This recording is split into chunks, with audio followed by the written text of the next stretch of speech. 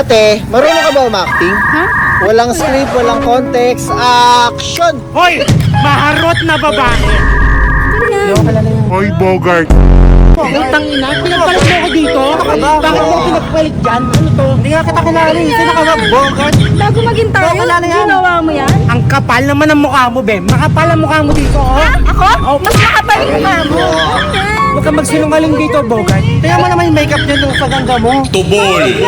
Oo nga. Manloloko ka. Tingnan mo naman labi. Bogart, makinig ka. 2 oras ko sinisip-sip yung kikiam mo. Tigil-tigilan mo ko. Huwag kang ganyan. Yung kikiam. Sarap nga, diba? Di ba, oh? Diba? Hindi mo sinabi sa akin na may jowa ka pala pa din. Hoy, babae. Ikaw, huwag mo akong hawakan.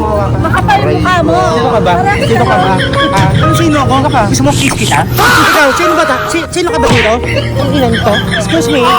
Ang tibay mo naman, ba't mo ako tinapakan, ha? Di ba nila alam ako yung dating customer nito eh? Customer mo ako, di ba naalala? Sabi, sino ka? Customer mo ako yung sa gibar na pinuntahan na. Oo, ikaw yun eh. Hindi mo ba alam? Customer ko yan. 500 daw per day dyan. Ano nangyari? Ikaw yan, Jero. Hindi ko nga kilala yan. Jero, hindi ko kilala yan. Natatandaan mo ba yung ginagawa ko sa'yo? Ganyan oh.